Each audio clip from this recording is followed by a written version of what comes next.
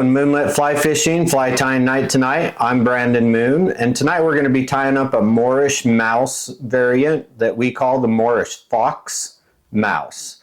So, awesome pattern to take mousing, very simple, quick tie with very simple materials. And with that, we want to invite you to let us know what you think of the video and the pattern in the comments, and let us know what color of mouse you'd tie as well.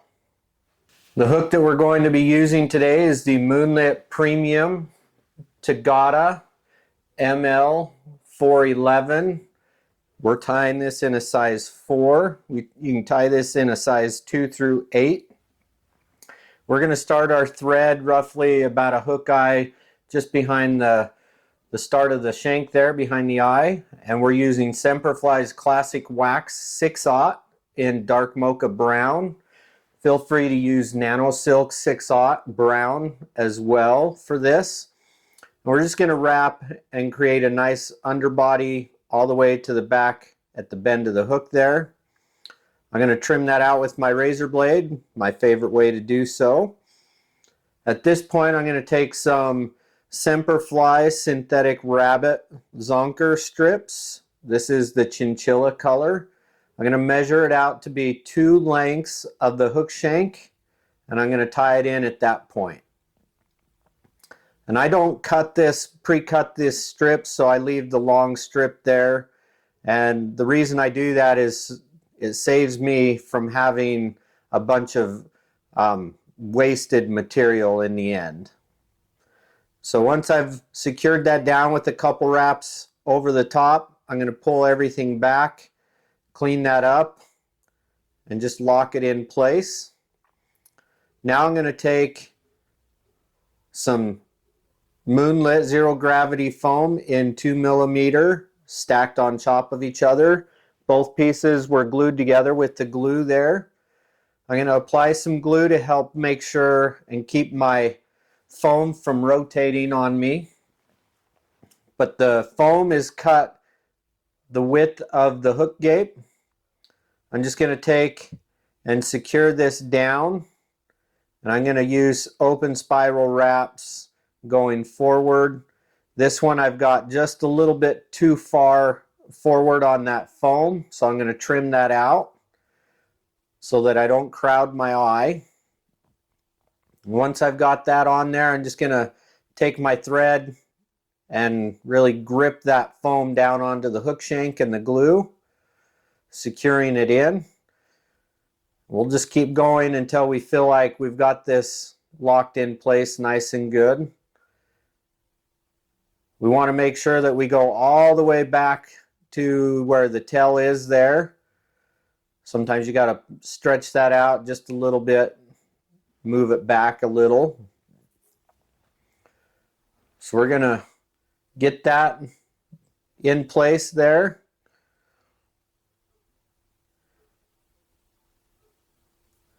And I had to trim my foam because I put this foam just a little bit too far forward.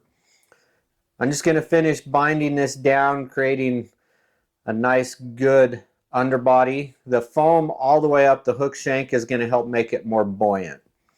So now I'm going to take this synthetic rabbit and I'm just going to wrap it forward, and I'm going to palmer the fibers from this synthetic fur rearward as I wrap each time.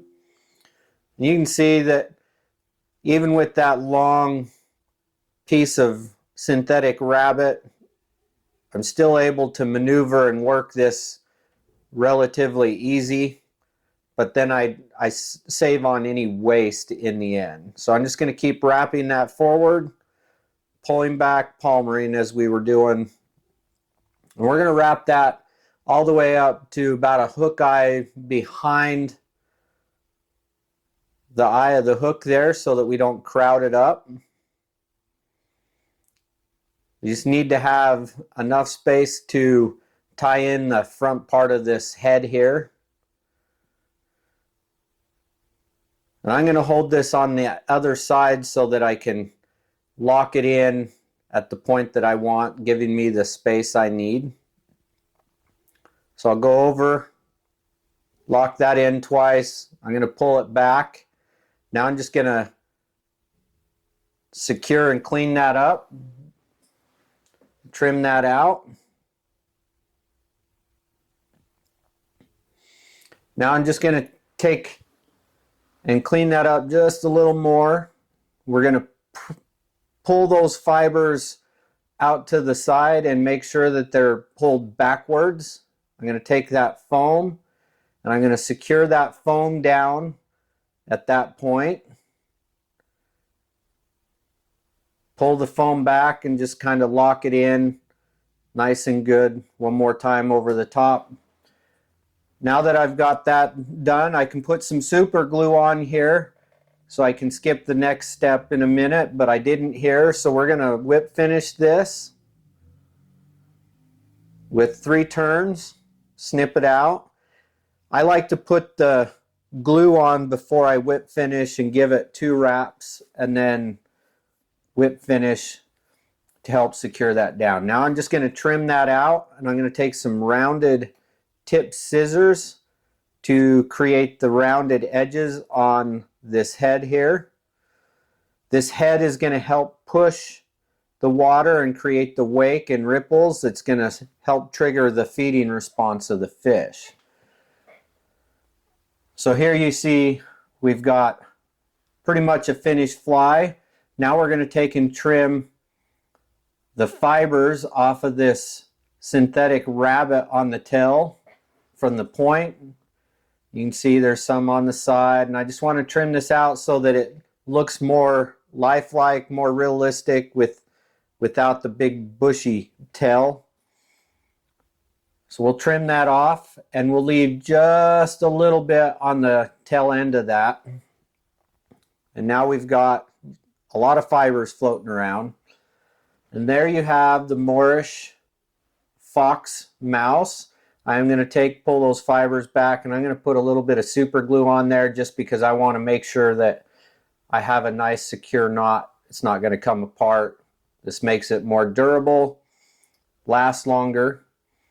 So with that, we want to thank you again for watching. Make sure you let us know what you think of the video and the pattern in the comments, and help us out by sharing. Have a wonderful day.